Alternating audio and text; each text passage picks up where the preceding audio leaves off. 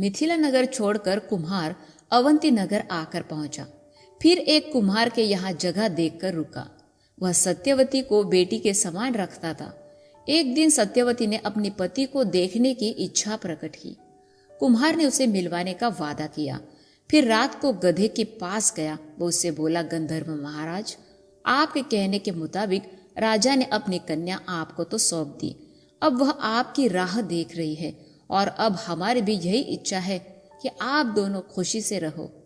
ये सुन गंधर्व ने कहा, आज तक शादी का उत्सव किसी तरह से नहीं हुआ, फिर भी अब असुरी गंधर्व विवाह करके मैं सत्यवती को स्वीकार करूंगा। ये सुन कुम्हार बोला, लेकिन महाराज, आप कहते हो ये सच है, फिर भी आप पशु के शरीर में रह रहे हैं। मनुष्य का संग कैसे होगा? यह मेरा भ्रम दूर कर पत्नी को स्वीकार करे। तब गंधर्व ने जवाब दिया कि जिस समय उसे ऋतुकाल प्राप्त होगा तब चौथे दिन मैं अपने असली रूप में आकर उसकी इच्छा पूर्ण करूंगा। ये भाषण सुन कुम्हार को अत्यंत आनंद हुआ। ये बात उसने सत्यवती से कही, तब उसे भी बहुत आनंद हुआ। कुछ दिनों के बाद उसे ऋतुकाल प्राप्त हुआ। चौथा दिन आया। गंधर्व को उसने उस दिन जाकर बताया। यह सुनते ही उसने गधे के रूप को छोड़कर सुरोचन गंधर्व का रूप धारण किया। फिर उसने जड़ाऊ अलंकार पहने व जरी का पोशाक पहना। उस कारण सूर्य के समान चकमक तेज दिखाई देने लगा। ऐसा तेज देख कुम्हार के आनंद की सीमा न रही। स्वर्ग के रत्नों का तेज आज अपने घर साक्षात दर्शन होने से धन्य हो गया। सत्यवती के भाग्यवान होने के कारण ये पुरुष रत्न उसे प्राप्त हुआ। ऐसे अनेक विचार उसके मन में आकर वह आनंद से सुरोचन के पैरों पड़ा। वह विनती करने लगा, महाराज, मैं अज्ञान हूँ। मेरे जैसे दुष्ट ने आपकी योग्यता न जानकर आपको बहुत परेशान किया। आपकी पीठ पर वजन लाद कर गाड़ी की तरह उपयोग किया, निर्दयता से मारा। मुझ जैसे अज्ञानी के इस अपराध को क्षमा करे। ऐसा कह उसने चरणों पर मस्तक रखा। फिर कुम्हार गंधर्व का हाथ पकड़कर घर में ले आया। वह उसे सत्यवती के हवाले किया। वह उसे संभालने की प्रार्थना की। फिर वे दोनों एकांत में गए। उसने उसकी षोडशोपचार पूजा की। फिर गंधर्व विवाह कर दोनों ने अत्यंत आनंद के साथ संग किया। उसी रात को सत्यवती गर्भ संभव हुआ। गंधर्व ने उसे अपने को शाप मिलने की सारी कथा सुनाई। आखिर वह बोला, हे सत्यवती, तुझे पुत्र प्राप्त होने के बाद मैं स्वर्ग में जाऊंगा और तेरा पुत्र बड़ा होने पर बड़ी योग्यता प्राप्त कर विक्रम इस नाम से सार्वभौम राजा होगा। धैर्य, उदारता, ये भी गुण उसमें होंगे। ऐसा पुत्र तू पैदा करेगी तब मैं तेरे ऋणों से मुक्त होऊंगा, ऐसा समझ। मैं शाप मुक्त होने के बाद तुझे छोड़कर स्वर्ग में जाऊंगा, तब तू मेरे लिए दुख मत करना। उस पुत्र से तुझे बहुत से सुख प्राप्त होंगे, ऐसा उसे समझाकर फिर वेश पलटकर सुरोचन गधा होकर रहा। सत्यवती के बारे में लोग शंका लेकर कि यह लड़की कौन है, वे कुम्हार से पूछने लगे। तब वह सबको कहता कि यह मेरी बेटी है, उसे बच्चा होने वाला है, इसलिए यहाँ पर लाया हूँ। तब 9 महीने पूरे होने के बाद अच्छे दिन अच्छे समय में उसने बच्चे को जन्म दिया। उसे पुत्र प्राप्त हुआ। 12वें दिन बच्चे का नामकरण किया।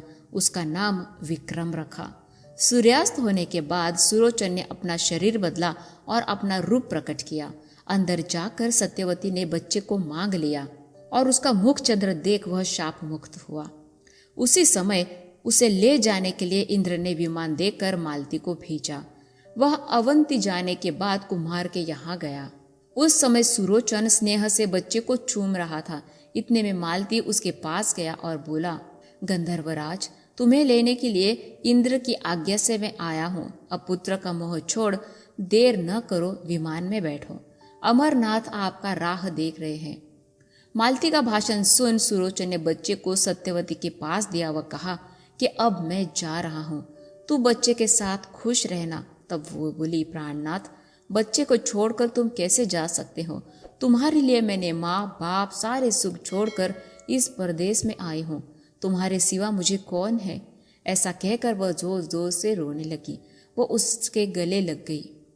तब वह बोला कि तू बेटे के साथ रहे। जिस समय तू मुझे याद करेगी उस समय मैं तुझे मिलूंगा। ऐसा उसे वचन देकर सत्यवती को कुम्हार के पास रखकर वह उसकी आज्ञा लेकर गंधर्व विमान में बैठकर अपने स्थान को गए। विक्रम धीरे धीरे बड़ा हुआ। उसने छोटी उम्र में अच्छी विद्या सीख ली। 16 वर्ष की आयु में उसने राजा से भेंट की व दरबारी लोगों ने उसका अच्छा स्वागत किया। राजा ने उसे पहरा देने का काम दिया, जिससे उसे गांव घूमना पड़ता। एक दिन वह पहरा दे रहा था, तब एक जगह कुछ व्यापारी अपने सामान की रखवाली करने के लिए जागते बैठे थे। वह उसने देखा, उसमें भर्तरी नाथ था। उसे पशुओं की भाषा आती थी। पहले सियार चिल्लाए, तब चोर आने का संकेत व्यापारियों को बताया। उस कारण उसने चोरों का सामना कर उन्हें भगा दिया। दूसरी बार सियार बोले, तब भर्तरी ने व्यापारियों को बताया कि उत्तर दिशा से दक्षिण दिशा की ओर जाने के लिए एक राक्षस मनुष्य भेष में आ रहा है। उसे मारकर उसके खून का तिलक अपने माथे पर गांव के दरवाजे पर जो आदमी लगाएगा, वो अवंती का सार्वभौम राजा होगा। भर्तरी की यह बात कहना व विक्रम का वहां से निकलने का एक ही समय हुआ। चित्रवर्मा गंधर्व पार्वती के शाप से राक्षस होकर घूम रहा था। उसे शंकर जी ने उशाप दिया था कि सुरोचन नाम का गंधर्व शापबद्ध होकर पृथ्वी पर घूमेगा। उसके वीर्य से विक्रम नाम का लड़का होगा। उसके हाथों तेरी मृत्यु होगी। वह राक्षस योनि से मुक्त होगा, वही यह राक्षस है। उसे मारने के बाद वो राजा होगा। जो भर्तरी ने बताया वह उसी विक्रम के बारे में वो उसने सुना भी। वो यही चित्रवर्म गंधर्व राक्षस हुआ। वो मनुष्य वेश लेकर उत्तर दिशा से दक्षिण की ओर जा रहा था।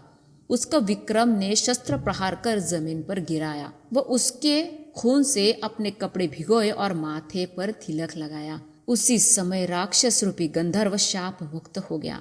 उसी समय विमान आया, उसमें बैठकर वह जाने लगा। उससे विक्रम ने पूछा कि तू राक्षस होकर भी स्वर्ग में जा रहा है, ये बात मेरी समझ में नहीं आ रही। फिर उसने शंकर पार्वती के खेल से सारा वृत्तांत सुनाया। और मैं चित्रवर्मा गंधर्व हूँ, ऐसा कहकर स्वर्ग में गया। विक्रम ने राक्षस का शव टटोल कर देखा तो उसकी मुट्ठी में 4 रत्न दिखाई दिए। ये निशाने मिलते ही उसने भर्तरी की तारीफ करना शुरू किया। उसे ऐसा लगा कि यह मनुष्य मेरे पास ही होगा। फिर उसने राक्षस के खून का तिलक गांव के दरवाजे पर लगाया। फिर विक्रम उस व्यापारी के पास गया। उस समय वे सब भर्तरी को बीच में लेकर बैठे थे। आप कौन है? व्यापारी ने विक्रम से पूछा। विक्रम ने अपना नाम बताया। आपकी बातों में मन लगा इसलिए अंदर आया, ऐसा कहा। तब व्यापारी ने पूछा कि आपने हमारी कौन कौन सी बातें सुनी? उसने बताया, मेरा पहरा पास ही में है, इसलिए मैंने आपकी सारी बातें सुनी। तुम पर जो चोरों का हमला हुआ उसका पहले से आप लोगों को कैसे पता चला, इसका पता लगाने के लिए मैं यहाँ आया हूँ। चोरों का पता लगाने की युक्ति आपसे पता लगने पर हमें बंदोबस्त करने के लिए ठीक पड़ेगा। वे बोले, चोरों की टोली में कितने लोग होते हैं कह नहीं सकते, लेकिन 100 के आसपास हो सकते हैं। चोर आने से पहले सियार चिल्ला रहे थे। वह उनकी भाषा हमारे साथ जो भर्तरी नाम का लड़का बैठा है वह समझता है। चोर लूटने आ रहे हैं, ये हमें उसने ही बताया था, जिससे हम सावधान हो गए। तब विक्रम ने उस भर्तरी को याद रखा। थोड़ी देर में वो वहां से निकल गया। सवेरे के समय नाके पर कर वसूल करने वाला शौच का जा रहा था। उस समय विक्रम ने उसे एक तरफ बुलाकर बताया कि गांव के बाहर जो व्यापारी आए हैं उनके पास कर का पैसा मत मांगना, उन्हें तुम वो पैसा माफ करना। उसके यहाँ जो भर्तरी नाम का जो लड़का है उसे मेरे पास ले आओ। वो मेरा छोटा भाई है। उसे मेरे पास लाने में तुम्हें पुण्य होगा और मैं तुम्हें बहुत धन दूंगा। धन के लालच में उन कर वसूल करने वालों ने विक्रम का कहना मान लिया। दफ्तर में आने पर जकातदारों ने सिपाही भेजकर उस व्यापारी को बुलाया और माल की टीप कर दस्तूरी का पैसा बताकर, तुम्हें भर्तरी नाम का लड़का कौन है? उसने व्यापारियों से पूछा। यह सुन व्यापारियों ने भर्तरी को बुलाकर जकातदारों को दिखाया। उसे देखते ही यह कोई अवतारी होना चाहिए ऐसे उसे लगा। फिर उसने मुखिया को एक तरफ ले जाकर बताया कि तुम्हारी तरफ से जो कर का पैसा आना है वह तुम्हें माफ कर देता हूँ। तुम्हारे साथ जो भर्तरी है उसे कुछ दिन हमारे यहाँ रहने दो। फिर व्यापारियों ने भर्तरी को 2 बातें बताकर उसे राजी कर लिया। वो उसके बदले वसूल कर उसमें से पहरेदारों की रकम लेने के बदले पहरेदार को बताया। बाद में भर्तरी को पहरेदारों के हवाले किया। वो कौन सा माल किसके पास है, किसके पास से कितने पैसे आने हैं, ये जकातदार को मालूम है। तू उनके साथ वसूल कर, तुझे जो सहायता चाहिए वो ये करेंगे, ऐसा कहा। फिर ज़कातदारों ने विक्रम को बुलाया व उसके कर की संख्या दिखाकर वो सब जमा करने को कहा। फिर विक्रम ने अपने पास के एक रत्न का पैसा वसूल होने तक गिरवी रख दिया और कहा कि भर्तरी को मेरे यहाँ भोजन के लिए भेज दिया करो, आगे पहचान है। ऐसा विक्रम का मत देख ज़कातदार ने भर्तरी के सामने ही कहा कि यह हमारा नौकर है, इसके खाने की व्यवस्था तेरे यहाँ कर, तेरी माँ खाना बनाएगी वो मैं सीधा भेज दूंगा। ऐसा ठहरने के बाद विक्रम ने उसका कहना मान लिया और अपने घर ले गया। घर ले जाकर चबूतरे पर थोड़ी देर दोनों की बातचीत हुई। फिर विक्रम ने रात को हुई घटना माँ को बताई। वो सुन माँ को बहुत आनंद हुआ। विक्रम ने अपनी माँ से कहा कि भर्तरी का पालन बेटे के समान ही कर। जब वह ज़कातदार के पास गया तब उससे कहा कि तू विक्रम के यहाँ ही रहना, और कहा कि जब हमें तेरी जरूरत पड़ेगी तब हम तुझे बुला लेंगे। भर्तरी विक्रम के यहाँ रहने लगा। वे दोनों माँ बेटे उस पर स्नेह करते रहे। वे तीनों खुशी से रहने लगे। 26वां अध्याय समाप्त। जय श्री गुरुवे नमः। ओम श्री नवनाथाय नमः। धन्यवाद।